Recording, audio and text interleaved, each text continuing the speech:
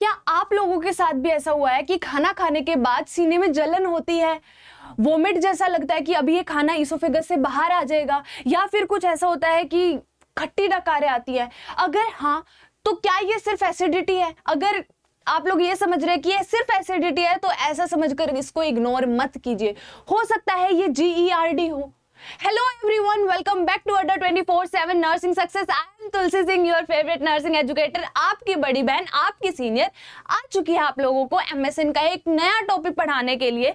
MSN madam पढ़ने में बड़ी मुश्किल लगती है, लेकिन आज के बाद नहीं लगेगी, क्योंकि मैं आप लोगों को इतनी प्यार से समझाने वाली हूँ, इतने आसान तरीके से। आप लोग कोई भी डिजीज लिखाओगे इसके बिहाफ पे, अगर ये लिखनी आ गई सब डिजीज आ जाएंगी। जी बिल्कुल। अब हम लोग समझते हैं कि GERD होता क्या है। मैम, GERD की फुल फॉर्म क्या होती है, मुझे ये बताओ। पहले तो इसका सिनेरियो देखो होता क्या है। जैसे देखो, ये इंसान जो है, इसको क्या हो रहा है, चेस्ट पेन हो रहा है, चेस्ट में हैवीनेस हो रही है, थोड़ा ऐसा सीने में जलन जैसा फील हो रहा है, यहाँ पे जो HCl है ये बाहर की साइड आ रहा है, उबाले मार रहा है। ये सारी सिचुएशंस जो है ये GERD में होती है। हमें क्या लगता है एसिडिटी है, लेकिन एसिडिटी समझ के इग्नोर नहीं करना। हो सकता है कि ये क्या हो, GERD हो। अब मैम GERD क्या होती है, एक मस्त सी इसकी डेफिनेशन बता दो, क्योंकि एग्जाम के अंदर हमें सबसे पहले क्या लिखनी है, डेफिनेशन। बात समझ आई? डेफिनेशन कैसे लिखते हैं आप मुझे बताओ। सबसे पहले तो हम लोग वही लिखते हैं घिसी-पिटी उसकी फुल फॉर्म। अब फुल फॉर्म क्या है GERD के, मुझे फुल फॉर्म बताओ क्या होती है। GERD stands for gastroesophageal reflux disease, gastroesophageal reflux disease. अब इसकी डेफिनेशन में मुझे बताओ कि क्या लिखोगे। एक तो ये डाइजेस्टिव डिसऑर्डर है। क्या डिसऑर्डर है, डाइजेस्टिव। तो ये एड ऑन कर सकते हैं हम कि ये जो डिजीज है ये एक डाइजेस्टिव डिसऑर्डर है, जिसके अंदर क्या हो रहा है, स्टमक का जो कंटेंट है वो बैक फ्लो कर रहा है। स्टमक का कंटेंट कौन कौन सा होता है, बाइल हो गया, जो हमारा एसिड है वो हो गया, वो बैक फ्लो कर रहा है, रिफ्लक्स कर रहा है स्टमक से किसकी तरफ, इसोफेगस की तरफ, जिसकी वजह से क्या हो रहा है, कुछ सिम्टम्स आ रहे हैं और कुछ कॉम्प्लिकेशंस आ रही हैं। क्या आ रही है, कुछ सिम्टम्स आ रहे हैं और कुछ कॉम्प्लिकेशंस आ रही है। जी बिल्कुल। अब मुझे ये बताओ, अगर यही मैं डेफिनेशन नंबर 2 लिखने पड़े, क्योंकि एग्जाम के अंदर एक डेफिनेशन तो नहीं लिख के आओगे, कितनी लिख के आनी है, एटलीस्ट 2। कितनी डेफिनेशन लिख के आओगे, एटलीस्ट 2 डेफिनेशन होनी चाहिए आप लोगों की। ठीक है जी। अब दूसरी डेफिनेशन बताओ क्या लिख के आओगे, कि ये जो डिजीज है ये कब होती है, जब लोअर इसोफेजियल स्फिंक्टर जो है वो लूज हो जाए या फिर एबनॉर्मली रिलैक्स करने लग जाए। तो उस सिचुएशन में जो हमारा स्टमक का कंटेंट है वो बाहर की साइड आने लग जाता है। बात समझ आई? तो वही सेम चीज है कि ये क्या करता है, स्टमक के कंटेंट को बाहर, इसोफेगस से बाहर की साइड आने के लिए पुश करता है, जिसकी वजह से हमें 3 सिम्टम्स देखने को मिलते हैं, इरिटेशन, इन्फ्लामेशन और बोलो बोलो डिस्कम्फर्ट। क्या क्या देखने को, इरिटेशन, इन्फ्लामेशन एंड डिस्कम्फर्ट। बात समझ आई? क्लियर हुआ बात? क्या बोला मैंने अभी? अब एग्जैक्टली इस सिचुएशन में हमें पता चल गया डेफिनेशन की मदद से क्या हो रहा है। एक HCl है नामक एसिड है, हमारा बाइल है, जो स्टमक कंटेंट है वो क्या हो रहा है, आउटसाइड फ्लो कर रहा है, किसकी अंदर से, स्टमक से, इसोफेगस की मदद से। क्लियर हुआ? अब मुझे ये बताओ, ये समझ आ गया किसकी वजह से हो रहा है, लोअर इसोफेजियल स्फिंक्टर के लूज होने की वजह से, या फिर उसके एबनॉर्मली रिलैक्स होने की वजह से, या फिर वो वीक है, कुछ ऐसे से सिम्टम्स की वजह से, रीजंस की वजह से वो सिम्टम्स शो कर रहा है। बात समझ आई? अब देखो, ये हमारा होता है नॉर्मल HCl होता है, लेकिन अगर यही बाहर की साइड आने लग जाए, मैम प्लीज व्हाइट मार्कर ले लीजिए, हमें येलो पे येलो नहीं दिख रहा है, तो चलिए हम ये लोग येलो के साथ ही हम लोग एडमिनिस्टर करते हैं अभी से। ये देखो बाहर की साइड आ रहा है, दिखाई दे रहा है सभी को? ये भी नहीं दिख रहा मैम, अच्छे से ये वाला दिखा दो एक बार। देखो अभी दिख रहा है एग्जैक्टली क्या हो रहा है, जो हमारा क्या है, HCl है, जो हमारा स्टमक कंटेंट है वो बाहर की साइड आ रहा है इसोफेगस से। देखो ये बाहर की साइड जा रहा है, तो इसकी वजह से क्या हो रहा है, जो ये इरिटेशन है, सीने में जलन हो रही है, एसिडिटी जैसा लग रहा है, ऐसा लग रहा है कि सब कुछ अभी बाहर आएगा गले से, ये सारी चीजें होती है। अब मुझे ये बताओ, नॉर्मल और एबनॉर्मल कंडीशन दिखा दूं आप लोगों को, ताकि आप लोग को और बेहतरीन तरीके से समझ आए। अब देखो, ये होती है हमारी नॉर्मल कंडीशन। नॉर्मल कंडीशन के अंदर क्या होता है कि जो हमारा स्टमक का कंटेंट है वो इधर ही रहता है, स्टमक के अंदर ही। देखो स्टमक के अंदर ही दिखाई दे रहा है, लेकिन एबनॉर्मल कंडीशन में क्या होगा, एबनॉर्मल कंडीशन के अंदर जो हमारा ये कंटेंट है ये इसोफेगस से बाहर की साइड जाने लग जाएगा। देखो यहाँ पे देखो नॉर्मल है, और वहीं पर यहाँ पे क्या हो रहा है, एबनॉर्मली बाहर की साइड जा रहा है। अब देखो ये जा रहा है, बस इतना ही डायग्राम बना के आना है कि एक नॉर्मल कंडीशन है, एक एबनॉर्मल कंडीशन है। पहले डेफिनेशन लिखो, फिर एक नॉर्मल कंडीशन बना दो, एक एबनॉर्मल कंडीशन लगा दो। यहीं पे एग्जामिनर को पता चल जाएगा, बच्चे को सटीक पता है कि कहां पर मुझे क्या लिखना है और क्या मुझे शो करना है। यहाँ पे आप लोग के मार्क्स ग्रैब होंगे। मार्क्स ग्रैबिंग स्लाइड्स होती हैं ये, कि आप लोगों ने पहले डेफिनेशन लिख दी, 2 लिख दो, 3 लिख दो, लेकिन कोई भी बच्चा एक डेफिनेशन लिख के ये नहीं बोलेगा जी मैंने एक डेफिनेशन लिख दी, इतनी अच्छी लिख दी, मुझे नंबर 2 इस पे। 2 नंबर की होती है डेफिनेशन। 2 नंबर में एट लीस्ट कोशिश करो कि 3 से 4 डेफिनेशन लिखो। 3 से 4 नहीं लिख पा रहे हो तो 2 तो मिनिमम लिख के आओ, और साथ ही में एक नॉर्मल और एबनॉर्मल का डायग्राम बना दो। अब मुझे ये बताओ किस किस को इसके टाइप्स पता है। टाइप्स क्या आते हैं इसके बाद, ठीक है, डेफिनेशन के बाद डायग्राम, डायग्राम के बाद टाइप्स। अब टाइप्स इसके होते हैं 2 तरीके के। सबसे पहला होता है non erosive. Non erosive reflux के अंदर क्या आएगा कि जो हमारी डिजीज है वो डैमेज नहीं कर रही है। नॉन का मतलब क्या होता है, नहीं। अब ये बात याद रख लो, इरोसिव का मतलब है डैमेज करना, नहीं कर रही है डैमेज। अब देखो यहां पर जो हमारी इसोफेगस की लाइनिंग है वो क्या डैमेज हो रही है, नहीं हो रही है। तो यहाँ पे देखो ये कोई डैमेज नहीं कर रही है, तो हमारा नॉन इरोसिव के अंदर हम क्या लिखेंगे, इन NERD stomach acid refluxes into esophagus but does not cause, यहां पे आ गया does not cause, नोट आ रहा है यहां पे, ये बात याद रखना, any visible damage or break। कोई भी विजिबल ना तो डैमेज आ रहा है और ना ही कोई भी ब्रेक आ रहा है किसके अंदर, इसोफेगस के अंदर। तो यहाँ पे क्लियर हुई, हमारी कोई भी लाइनिंग डैमेज नहीं हो रही है। अब याद रखने की ट्रिक बता रही हूँ, नॉन का मतलब क्या होता है, नहीं। इरोसिव का मतलब है डैमेज होना, कि हमारी जो लाइनिंग है उसके अंदर किसी भी तरीके का हमें क्या नहीं देखने को मिल रहा है, बताओ मुझे, क्या नहीं देखने को मिल रहा है, डैमेज नहीं देखने को मिल रहा है। बात समझ आ गई। अब मुझे अगला पॉइंट बताओ कि इरोसिव के अंदर अब मैं क्या लिखूं। मैं नॉन इरोसिव का मतलब क्या होता है कि डैमेज नहीं हो रहा है, लेकिन इरोसिव के अंदर डैमेज हो रहा है, ये बात हमें पता चल चुकी है। अब लिखो फटाफट से, देखो यहाँ पे डैमेज हो रही है, ये देखो ये लाइनिंग सारी की सारी डैमेज हो चुकी है HCl की वजह से। तो यहाँ पे क्या आएगा, in ERD stomach content acid refluxes into oesophagus causes visible damage और ब्रेक्स, इरोजन।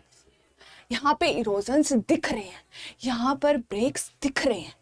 बात समझ आई बात, इन इसोफेजियल लाइनिंग। क्लियर हुई बात, समझ आया पॉइंट, ठीक है जी। टाइप्स हो गए। अब हमें बताओ कि इटियोलॉजी क्या होती है। इटियोलॉजी का मतलब होता है कारण, किन कारणों की वजह से वो डिजीज हो रही है। यहाँ पर आप लोग को मेन चीजें याद रखनी है, 1-2 मेन रख लो और बाकी सब सेम चल जाएंगे, लेकिन आपको मेन कारण पता होना चाहिए इटियोलॉजी के अंदर। इटियोलॉजी को हम लोग कोजेस भी बोलते हैं। बात समझ आई। अब बताओ मुझे, सबसे पहला तो हम लोगों ने क्या देखा था कि लोअर इसोफेजियल जो हमारा स्फिंक्टर है वो डिसफंक्शन कर रहा है, या तो वो वीक हो रहा है या फिर वो एबनॉर्मली रिलैक्स हो रहा है। तो हम सबसे पहले लिखेंगे कि जो हमारा लोअर इसोफेजियल स्फिंक्टर है वही डिसफंक्शन कर रहा है। ठीक है जी। देखो यहाँ पे ये इसोफेजियल स्फिंक्टर है जो हमारा अपर, वो क्या कर रहा है, यहाँ पे ऊपर एक स्फिंक्टर होता है जिसको हम लोअर इसोफेजियल स्फिंक्टर बोलते हैं, ये क्या कर रहा है, काम प्रॉपरली नहीं कर रहा है, डिसफंक्शनिंग कर रहा है, जिसकी वजह से क्या हो रही है, प्रॉब्लम हो रही है। अब सेकंड बताओ मुझे, हर्निया हो रहा है। क्या हो रहा है, हर्निया हो रहा है। हर्निया का मतलब क्या है, आउट पाउचिंग हो रही है। यहाँ पे देखो, देख पा रहे हो, यहाँ पे आउट पाउचिंग हो रही है। अच्छी खासी इसोफेगस आ रही थी, अब एकदम से पाउच बना लिया। ये पाउच ही क्या है, हर्निया है। बात समझे। इसकी वजह से क्या होगा, कोज, ये जो डिजीज है ये आ सकती है। ठीक है, ये एक कारण है। अब बताओ मुझे तीसरा, इंट्रा एब्डोमिनल प्रेशर इंक्रीज हो गया है। जो हमारा इंट्रा एब्डोमिनल प्रेशर होता है वो क्या है, इंक्रीज हो रहा है, जिसकी वजह से ये डिजीज होगी। देखो यहाँ पे दिख रहा है तुम्हें कि ये जो प्रेशर है ये इंक्रीज हो रहा है यहाँ का। ठीक है, अब उसके बाद क्या होगा, ओबेसिटी सबसे बड़ा रीजन होता है।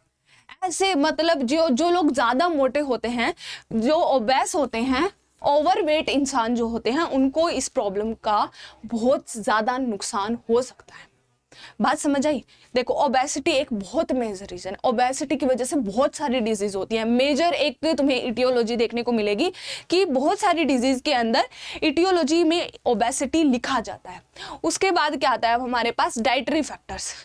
हमें तो पिज्जा चाउमीन बर्गर खाने हैं नहीं खाने हैं, क्योंकि इसकी वजह से क्या होगा, एसिड कंटेंट ज्यादा बनेगा और क्या है वो रिफ्लक्स करेगा फिर, और रिफ्लक्स करेगा तो क्या होगी, इरिटेशन होगी। क्या होगी, इरिटेशन होगी, डिस्कम्फर्ट होगा। इसीलिए हमें क्या करना है, नहीं खाना है, हमें डाइटरी फैक्टर का ध्यान रखना है। तो देखो चॉकलेट्स हो गए, एसिडिक फूड हो गया, स्पाइसी फूड हो गया, कैफीन हो गया, ये सब क्या कर रहे हैं, डिजीज कॉज कर रहे हैं। ठीक है जी। उसके बाद आता है smoking and alcohol. Smoking and alcohol की वजह से भी क्या हो रही है, ये डिजीज हो रही है। समझ आई बात? अब क्या आता है हमारा सर्टेन मेडिसिन्स। कुछ पर्टिकुलर मेडिसिन्स की वजह से भी ये जो डिजीज है हमें देखने को मिलती है, जैसे कि calcium channel blocker. Calcium channel blocker हम लोगों ने ले लिए, सिडेटिव्स ले लिए, नाइट्रेट्स ले लिए। इनकी वजह से हमें क्या देखने को मिलेगी, ये डिजीज देखने को मिलेगी। And last one is delayed gastric empty, कि हम लोग अपना जो गैस्ट्रिक है उसको एम्प्टी करने में डिले कर रहे हैं, जिसकी वजह से ही हो सकता है।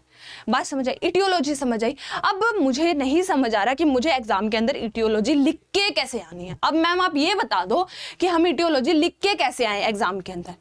अभी के बाद आप लोगों को कभी भी इटियोलॉजी लिखने में तो समस्या नहीं आएगी। अब एग्जाम में अटेम्प्ट कैसे करनी है ताकि एग्जामिनर अच्छे खासे नंबर दे दे हमें, क्या करना है, बीच में लिखो इटियोलॉजी। ठीक है, इटियोलॉजी लिखा, ठीक है जी, लिख दिया। अब बनाओ एक क्लाउड। सबको आता है ना क्लाउड बनाना, बादल तो सबको आता है, चलो ठीक है, फूल पत्ती नहीं भी आती होंगी कईयों को, क्लाउड तो सब बना लेंगे। क्या करना है, अब इसमें निकालो एरो। जैसे मुझे 7 लिखने हैं, 6 लिखने हैं, 5 लिखने हैं, अब लगाओ एरोस।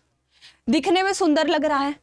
अब लिखो इससे, क्या लिखोगे, सबसे पहले लोअर इसोफेजियल स्फिंक्टर का डिसफंक्शन हो रहा है। लिखो लोअर इसोफेजियल स्फिंक्टर डिसफंक्शनिंग। क्या हो रही है, डिसफंक्शन। ठीक है जी। अब उसके बाद क्या आएगा हमारा सेकंड वन, ओबेसिटी लिख सकते हैं हम लोग, मैम ओबेसिटी लिखो। अब उसके बाद क्या आ रहा है हमारा थर्ड वन, बोलो बोलो बोलो जल्दी बोलो, स्मोकिंग एंड अल्कोहल। हम लोगों को ये याद आ रहा था, स्मोकिंग एंड अल्कोहल। ठीक है जी। अब उसके बाद मुझे बताओ कि अगला क्या आएगा, स्मोकिंग एंड अल्कोहल के बाद हम लोग यहाँ पे हर्निया भी लिख सकते हैं। यहाँ पे क्या लिखेंगे हम लोग, हर्निया। हर्निया की वजह से भी तो हमारी डिजीज हो रही थी। हर्निया के बाद कुछ डाइटरी फैक्टर्स आ रहे हैं। डाइट देखो, ये पता नहीं क्यों मेरे साथ डबल राइटिंग कर रहा है, इसको भी शायद लिखने का शौक है। अभी चलो देखो देखो देखो, ये मतलब मुझे लिखने, ये बोल रहा है कि भैया लिखो मत, आप सिर्फ ऐसे पढ़ा दो। नहीं भैया, हम तो पढ़ाएंगे, हमारे बच्चों को हम लिखना सिखाएंगे। चलो जी, डाइटरी फैक्टर्स। हम डाइटरी फैक्टर्स में हम लोग देखो, ये मुझे आज की तारीख में पता नहीं लिखने देगा या नहीं लिखने देगा, मुझे नहीं पता। डाइटरी फैक्टर्स लिखना है, ये मेरे साथ कर रहा है नाटक, ये लिखने नहीं। देखो क्या बोलूं अब मैं इसको, डाइटरी फैक्टर्स। अब इसके अंदर आप लोग स्पाइसी फूड्स लिख सकते हो, और भी ज्यादा इसको डेप्थ में लिख सकते हो, जैसे ऐसे एरोज बना के। ठीक है, तो मैं यहाँ पे एक ही लिख रही हूँ अभी। क्या लिख सकते हैं हम लोग, कुछ भी लिख सकते हैं, जैसे स्पाइसी फूड लिख देती हूँ अभी के लिए मैं, स्पाइसी फूड। ठीक है जी। और एक और बताइए, चलिए, अभी हम लोगों ने पढ़ा था कि लोअर इसोफेजियल जो स्फिंक्टर है उसकी वजह से, ओबेसिटी की वजह से, स्मोकिंग की वजह से, कुछ सर्टेन मेडिसिन्स की वजह से भी होता है। तो यहाँ पे लिखेंगे मेडिसिन्स। क्या लिखेंगे, मेडिसिन्स। ठीक है, समझ आया? अब इसको एक और क्लाउड में बंद कर दो। बनाया, अब यहाँ पे बनाओ क्लाउड्स। बनाने आते हैं ना अब, ऐसे चित्रकारी दिखाओ अपनी एमएसएन में। एग्जामिनर कैसे मार्क्स नहीं देगा?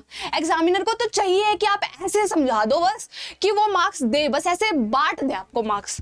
तो ये हमारी क्या होगी? इटियोलॉजी होगी। अब इटियोलॉजी एग्जाम में लिखने में कोई दिक्कत तो नहीं होगी किसी को? अब ये तो नहीं होगा कि इटियोलॉजी कैसे लिख के आए मैम हम? इटियोलॉजी मैंने बता दिया है कैसे लिख के आनी है एग्जाम में। ठीक है जी, हो गया ये। अब अगली स्लाइड पे चलते हैं हम लोग कि हमें पैथोफिजियोलॉजी कैसे करनी है। मैम हमें पैथोफिजियोलॉजी बिल्कुल नहीं आती, हम तो ऐसे डूबे पड़े हैं कि लिखे कैसे।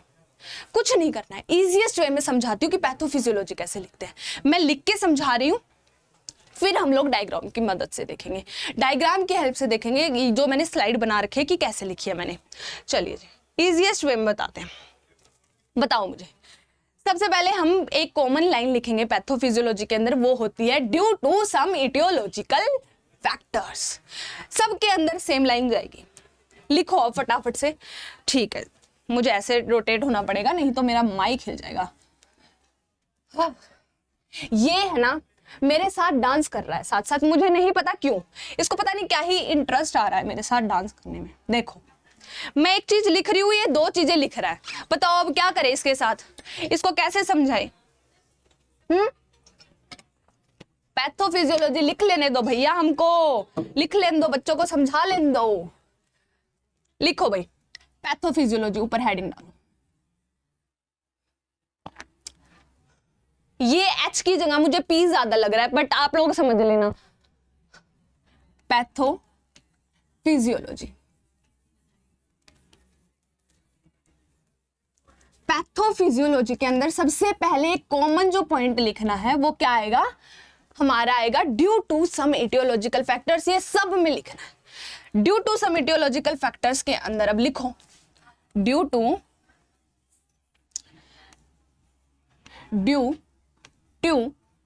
सम इटियोलॉजिकल फैक्टर्स। ये सबके अंदर कॉमन आ जाएगी। अब मुझे बताओ फैक्टर्स कौन कौन से थे? बताओ कौन कौन से फैक्टर्स थे? हमारे पास आते हैं 3 फैक्टर्स। हम लोगों ने 3 फैक्टर्स अभी मेन जो पढ़े हैं वो हम लोग लिखेंगे यहाँ पे। सबके अंदर सेम फॉर्मेट जाएगा, ये बात याद रखना। हर एक डिजीज के अंदर 3 चीजें ये सेम लिखनी है जो अभी मैं बता रही हूँ। हर एक पैथोफिजियोलॉजी में लोअर इसोफेजियल स्फिंक्टर क्या कर रहा है? डिसफंक्शन कर रहा है। अब इसके बाद मैं क्या लिख सकती हूँ? इसमें ओबेसिटी लिख सकती हूँ, तो लिखो भाई। चलो अब लिखो ओबेसिटी। उसके अलावा क्या लिख सकते हैं हम लोग? स्मोकिंग लिख देते हैं चलो एक, या फिर हर्निया लिख देते हैं। चलो हर्निया, समझ आया इतना? क्या लिखना है पैथोफिजियोलॉजी में? Due to some etiological factors. उसके बाद उसके 3 इटियो उठा के, कोई भी 3 इटियो उठा के चेप दो जो तुम्हें याद आ रहा है। अब उसकी वजह से क्या हो रहा है? यहाँ पे क्या हो रहा है कि जो हमारा एसिड है वो बैक फ्लो कर रहा है। एसिड बैक फ्लो कर रहा है, लिखो अब एसिड बैक फ्लो कर रहा है। मैं सिर्फ लिखनी सिखा रही हूँ, टेपनी नहीं है ये, मैं लिखनी बता रही हूँ कैसे लिखनी है। हम लोग बैक स्लाइड में जाके पढ़ेंगे कि हमने लिखी कैसे है। यहाँ पे सिर्फ मैं ट्रिक बता रही हूँ कि अगर कोई भी डिजीज आ जाए तो वो लिखनी कैसे है। यहाँ पे लिखो अब एसिड बैक फ्लो, जिसकी वजह से क्या होगा? बैक फ्लो की वजह से म्यूकोजा जो है, हमारी लाइनिंग जो है इसोफेगस की, वो इरिटेट होगी, इरिटेशन होगी, इरिटेशन ऑफ लाइनिंग, जिसकी वजह से फिर क्या होगा? डैमेजिंग हो जाएगी। क्या होगी? डैमेजिंग हो जाएगी, जो कि डैमेज करेगा इसोफेगस को। Damage oesophagus. क्लियर हुई बात? समझ आया? अब इसके नीचे लिख दो 3 साइन एंड सिम्टम्स। यहाँ पे मेरे पास स्पेस नहीं है इसीलिए मैं ऐसे एरो लगा रही हूँ, नहीं तो इसी के नीचे लिखना है। जैसे यहाँ पे अभी मैंने लिखा है तो इसी के 3 पॉइंट्स बना के ऐसे लिखने हैं। बात समझ आई? अब यहाँ पे कोई भी 3 साइन एंड सिम्टम्स लिख दो, जैसे कि डिस्कम्फर्ट हो रहा है, चेस्ट हैवीनेस हो रही है, होर्सनेस ऑफ वॉइस हो रही है, ये सारी चीजें आ जाएंगी। बात समझ आया? अब ये लिखनी आ गई हमको पैथोफिजियो। मैम इतनी इजी तरीके से बता दी, अब हम हर पैथोफिजियोलॉजी लिख लेंगे। ठीक है, शाबाश। अब ऐसे ही लिख के आनी है। अब सबको पैथोफिजियो आ गई। उम्मीद है सबको आ गई होगी, जिनको नहीं आई एक बार फिर ट्राई करना, और नहीं समझ आए तो कमेंट सेक्शन में लिख देना, मैं दोबारा एक्सप्लेन कर दूंगी, ठीक है। अब पैथोफिजियोलॉजी एग्जैक्टली हमें लिखनी कैसे है वो हमें समझ आ गया। अब एक बार मेरे वाली भी पढ़ लेते, क्या लिखा हम लोगों ने, due to some etiological factor, ये हर एक पॉइंट में लिखना, हर एक पैथोफिजियोलॉजी में। डाइटरी फैक्टर्स हो गया, ओबेसिटी हो गया, स्मोकिंग हो गया, अल्कोहल हो गया। अब लोअर इसोफेजियल स्फिंक्टर जो है वो डिसफंक्शन कर रहा था, डिसफंक्शन की वजह से क्या हुआ, एसिड रिफ्लक्स हुआ, किसके अंदर, इसोफेगस के अंदर। अब इसोफेगस के अंदर हुआ तो इसोफेजियल म्यूकोजल इरिटेशन हुई, जो हमारी लाइनिंग है वो क्या हो गई, इरिटेट हो गई। अब इसने भी बोला भाई इरिटेट करना बंद कर दे, और इसने क्या कर दिया, अपने इंफ्लामेटरी मेडिएटर्स को एक्टिवेट कर दिया। अब जैसे ही वो एक्टिवेट हुए, इंपेयर्ड इसोफेजियल क्लियरेंस, क्या देखा कि जो हमारी इसोफेगस लाइनिंग है वो क्लियर ही नहीं हो पा रही है। अब एक बात बताओ, एक जगह पे एक चीज रखी हुई है, कॉन्टिन्यूअसली रखी हुई है, तो वो क्या हो जाएगी वहां पे, जब वो चीज क्लियर ही नहीं हो पा रही है तो वो डैमेज करना शुरू कर देगी, क्योंकि वो बार बार लग रही है। तो सेम इसके साथ हुआ, परसिस्टेंट एक्सपोजर हो रहा है, बार बार बार बार एक्सपोजर हो रहा है, जिसकी वजह से टिश्यू डैमेज हो गए। अब डैमेज हो गए और इन्फ्लामेशन हो गई। अब इन्फ्लामेशन हो गई तो कुछ सिम्टम्स देखने को मिलेंगे। अब कौन कौन से बताओ मुझे, अभी अभी बताए थे मैंने, क्लियर करो। सबसे पहले तो हमें हार्ट बर्न देखने को मिल रहा है, ऐसे छाती पकड़ के हार्ट बर्न हो रहा है, बस पूछो मत, इतनी ज्यादा जलन होती है। उसके बाद रीगर्जिटेशन, इसके अंदर क्या होगा कि वोमिट जैसा लगेगा, ऐसा लगेगा सब कुछ अभी बाहर आ रहा है। उसके बाद चेस्ट पेन, सीने में दर्द होना शुरू हो जाता है। उसके बाद हमारी कुछ और ज्यादा चीजें देखने को मिलती है, जैसे कि बेरेट इसोफेगस के अंदर हमें क्या देखने को मिलेगा कि जो हमारा जो इसोफेगस है ना वो बार बार एक्सपोजर हो रहा है, तो उसकी वजह से क्या हो रहा है, इरिटेशन की वजह से डैमेज हो रहा है, और फिर वो सारी चीजें क्या कर रहा है, शो कर रहा है, सिम्टम्स शो कर रहा है। ये थी हमारी पैथोफिजियोलॉजी में अब मुझे नहीं लगता किसी के अंदर कोई भी किसी भी प्रकार का संदेह बचा होगा, क्योंकि मैंने 2 बार समझा दिया, एक बार लिख के समझा दी, एक बार मैंने फ्लो चार्ट की मदद से समझा दिया। अब चलते हैं अगले टॉपिक पे, जो कि है sign and symptoms. Sign and symptoms में क्या आता है, लक्षण। अब कोई डिजीज हो चुकी है, उसके कुछ लक्षण आ रहे हैं, जिनकी वजह से आपको लग रहा है मुझे ये बीमारी हो चुकी है।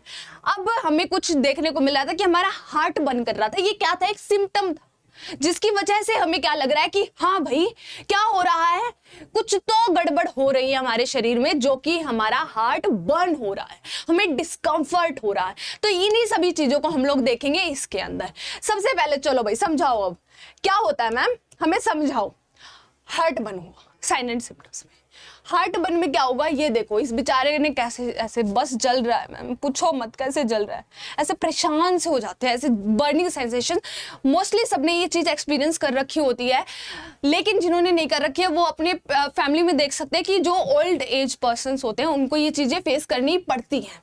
उसके बाद आता है हमारा रीगर्जिटेशन के अंदर देखो ये इरिटेशन हुई, इरिटेशन की वजह से ऐसा लग रहा है सब कुछ बाहर आ रहा है, बाहर आने की वजह से ही ये सारी चीजें हो रही हैं। उसके बाद हर टाइम एसिड टेस्ट रहेगा माउथ के अंदर, ऐसा लगेगा मुंह में जैसे पूरा एसिड भरा पड़ा है। ऐसे हर टाइम पे देखो ये जैसे बेचारे की हालत क्या हो रखी है, ऐसा लग रहा है जैसे अभी अभी अभी होगा जो भी होगा, ऐसे पूरा एसिड भरा पड़ा है।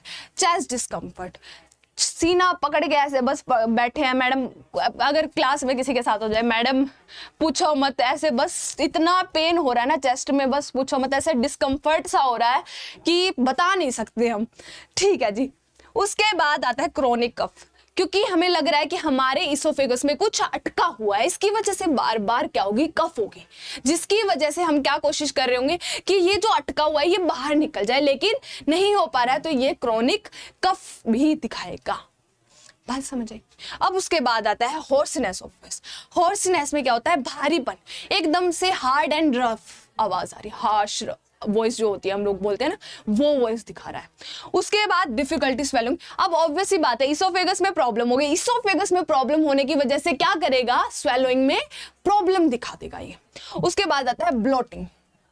ब्लोटिंग का मतलब क्या होता है, पेट के अंदर देखो यहाँ पे ना ऐसे गर्ल्स में ये प्रॉब्लम मेजर देखने को मिलती है, जब वो लोग पीरियड्स के टाइम पर होते हैं तो उन्हें ये चीज फील होती है कि ब्लोटिंग हो रही है ऐसे, तो ये चीज ब्लोटिंग वहां पे आती है।